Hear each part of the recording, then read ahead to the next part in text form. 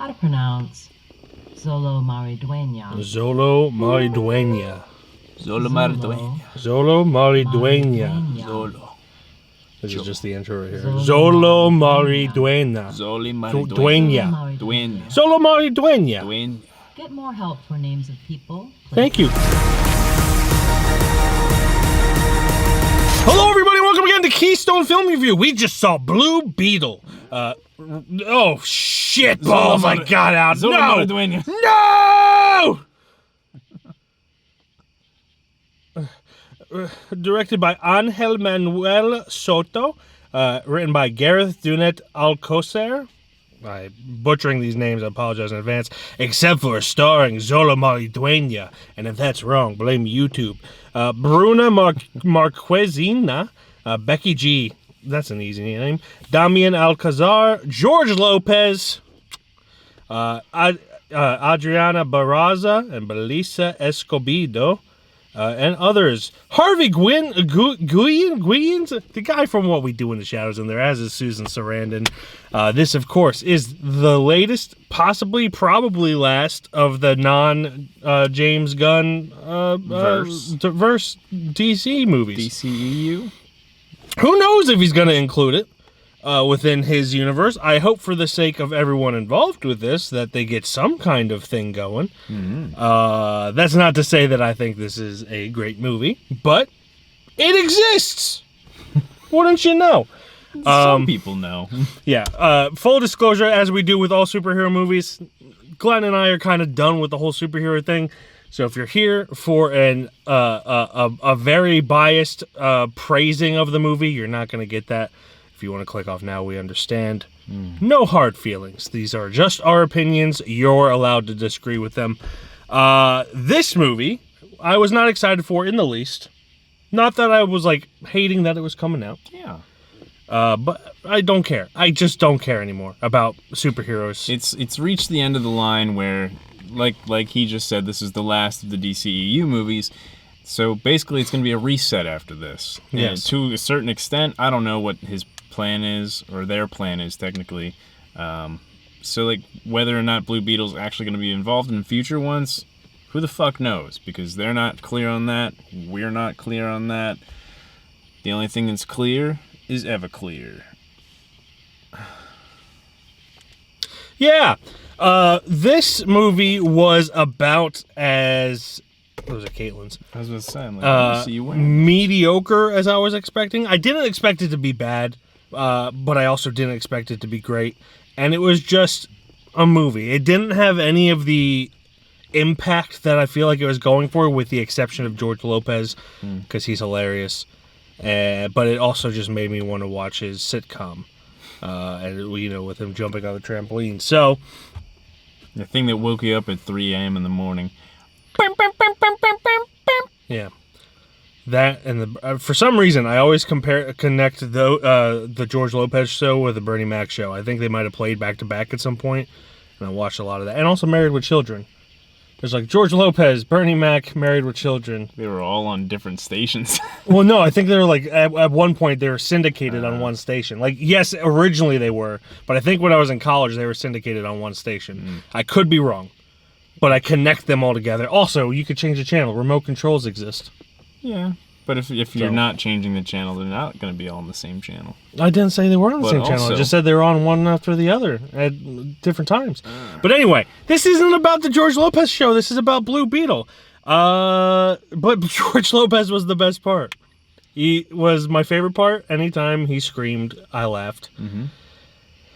And that is about the highest praise I can give it. Not to say that it's a bad movie, but it's very mediocre. It has unique moments. Yeah. That's got itself going for it. But it never really holds itself to those moments long enough to where it gets out of the generic superhero movie that it like the blueprint the blueprint that it is just following. Yeah. Like, it's got a lot of good moments, but it never sticks to those moments to make it, like, its own thing. Yeah. Because at, like, one point you're like, oh, that's, like, one thing from this superhero movie. Or, oh, he's indestructible. this movie's gonna have some risks. He's so indestructible. He's definitely not gonna die or anything. Mm-hmm. And it's so hard when these movies follow blueprints and it doesn't like stray off the path of like actual risk or actual being bloody for a minute instead of seeing like super healing and shit like that. And when it wanted risk, it was very lazy about it, where it's just like the scarab computer thing was just like, okay, peace out. Yeah. I'm going away for a bit. And like, so it was just like, I don't know. But it never felt like it was destroyed. It was just like, I'm peacing out for a bit. Maybe to have you have some character growth. Who knows? And so it just felt lazy writing wise in that sense. And that might be how it is in the comics. I don't know. Never read the comics. But for this specifically, it felt lazy. A lot of the emotional beats, I feel like, swung hard and whiffed completely. Maybe not completely. That's a bit harsh if I'm honest with myself.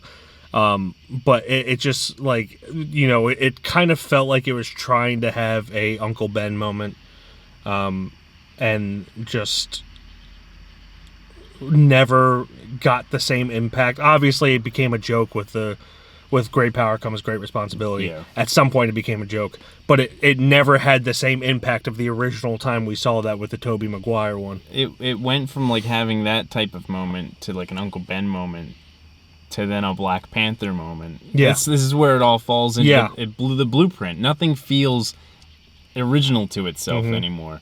Like every moment that like it had its funny moments with like just its culture and stuff like that. And then just George Lopez being fucking hilarious and all. I think the culture's the best part of it. Culture Personally. is easily the best part. Yeah. But like it goes right to the blueprint, right to where what you know is going to happen, and just nothing. No, I won't say nothing feels original, but like it's always like, oh, that kind of reminded me of that, or that kind of reminded me of that. Nothing, not fault to the cast at all in any way. Just kind of the writing. Yeah.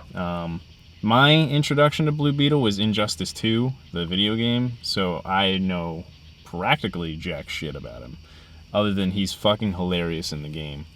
Anytime he's like introduced to like one of the female characters, like when they're about to fight the Clash, he's just like, oh my god, you're hot! I'm no fan of hitting girls. You'll be lucky to tickle me. Yep. I kind of would be. It's like he's just like an actual teenager. It's so funny. I do feel like it was, at least in the trailer, hinted that it was going to be more like that. But the Jaime, the guy, the character, was probably the least funny part about the movie. Like everyone else had their comedic moments, and he never really did, except for the first time the scarab takes over him. And so it kind of just felt like his character was missing depth, or even personality at all. He just kind of seemed like like stereotypical. Yeah, he seemed like just like a perfect hero, where it's just like he was always in the right. But then he never had like the personality of like Spider-Man, which kind of felt like they were trying to emulate it at many points. Even with the poster, Glenn, if you can find that poster, put that poster here, the one with him in the cap. Get that out of here. Get that out of here.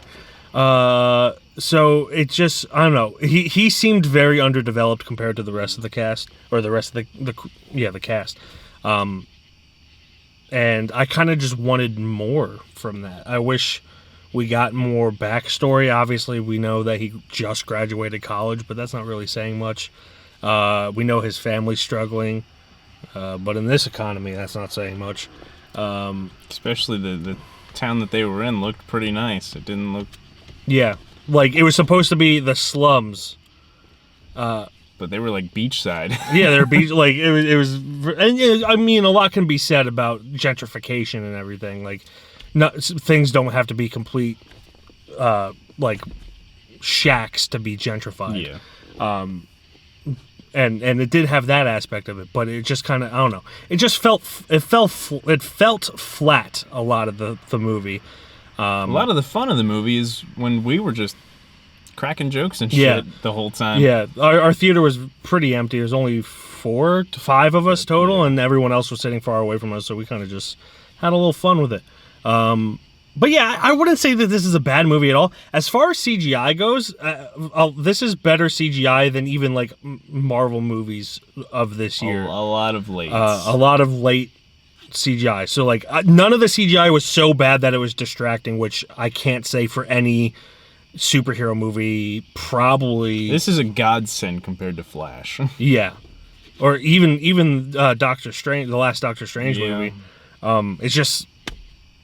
It's just I don't know. It's one of the cheaper ones too. I don't know like how that makes sense. That one of the cheaper movies would have some of the best CGI there is within the genre, not necessarily ever. But yeah, I don't have too much else to say. I think a lot of DC fans are probably gonna like it a lot. Or not. I don't know. Too, because they're at inner turmoil of war right now with themselves and blaming James Gunn for everything, even though he had literally nothing to do with this besides being there at the end. Blame Warner Brothers if you're going to blame anyone. I think it falls flat on itself just through being stereotypical and just like trusting the blueprint, even though to get away from the blueprint itself would be the best way to go. See something different. And get attracted to a superhero movie again in a different way. It gets there a little bit with the culture, but that can only take you so far. It honestly felt kind of cheap in that sense because it was just like, okay, we're throwing a bone to the Hispanic community, but we're not gonna try anything different. Yeah. Other than know. Yeah, the story's gonna be Spider-Man, but also Black Panther, but also Iron Man, but also You liked those things, and right? we're going to be a little saucy and call Batman a fascist. Even though technically he becomes a mentor of Blue Beetle at a certain point. He's a fascist. He is a little bit of a fascist, I get that, but it's just like, I don't know. It felt very heavy-handed in what they were trying to do. I think it's great that they have the representation, but try to make a unique story when you have representation. I think the biggest thing that turns me off with these movies is like easily like I said this to you when he was having a fight the first time with the one villain, and then like you could see that he's getting his ass beat and he's got all these cuts and shit like Tobey Maguire would have in his Spider-Man. He'd get cut up and everything. Like he didn't immediately regenerate back to normal. That eliminates any risk for me, and it just turns me off to any movie where I'm just like, oh, well, if he could just do that. He can die? You proved me wrong 10 minutes ago when his acne scars just healed up really fast. They weren't acne scars, but still. No. But I don't know. Also, it's a superhero movie, and they're never going to kill the villain or the hero, so it makes it. But at least you can be like, are they about to? No, they won't. But like, I'm too desensitized. He's pretty fucked up. There is no mainstream movie that I think will legitimately kill their character off. And I'm talking like kill them, not just like kill them and bring them back like they did with Nick Fury 10,000 times.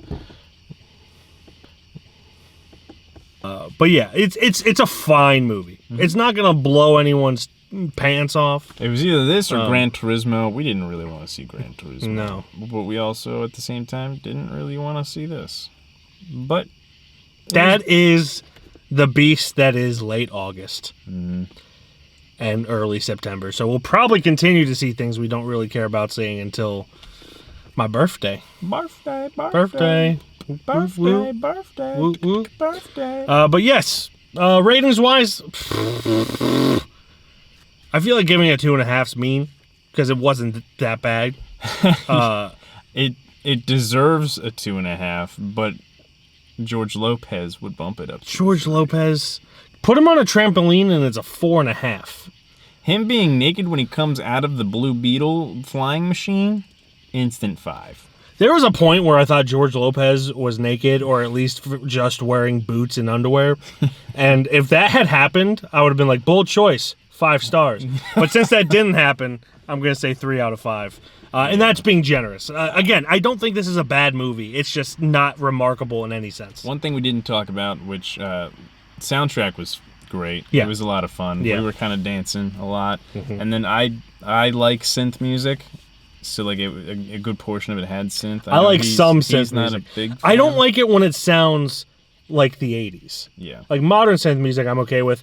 I also don't like it when it's trying not to be synth music by like having orchestrations, but it sounds like synth orchestrations, which is a lot of indie music, which is why I don't like synth music. So I think the soundtrack helps a lot too, Yeah. as well. But that's it for me. What did you say?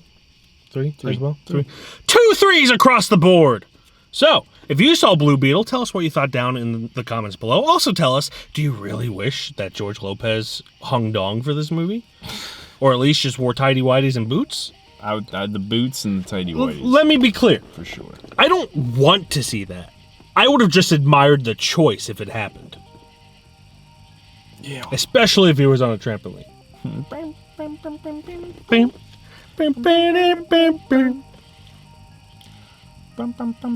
Goodbye, everybody.